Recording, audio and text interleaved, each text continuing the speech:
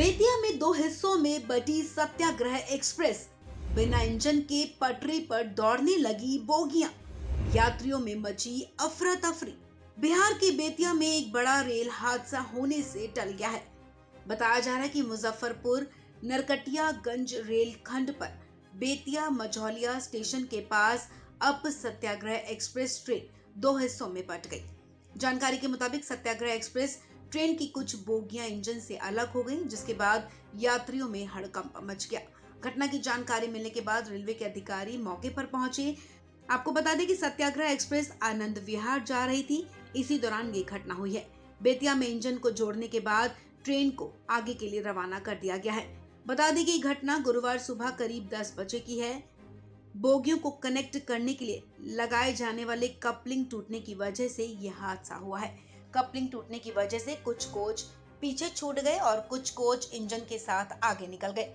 Coupling टूटने के बाद ट्रेन की 15 बोगियां पीछे रह गईं और 7 बोगियां इंजन के साथ आगे निकल गईं।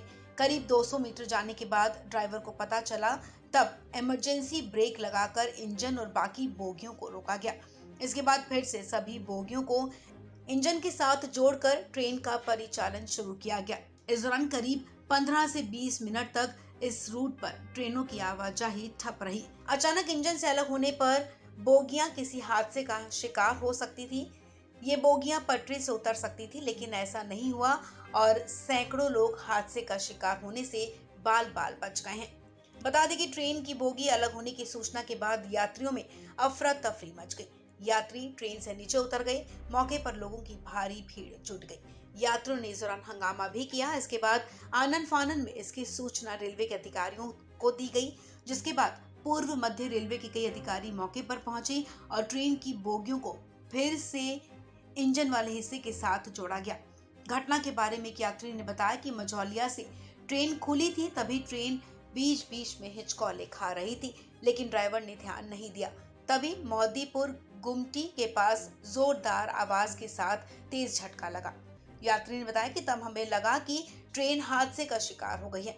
इसके बाद दरवाजे पर जाकर देखा तो पता चला कि ट्रेन की कुछ बोगियां अलग हो गई और इंजन कुछ बोगियों के साथ ट्रैक पर आगे निकल गया।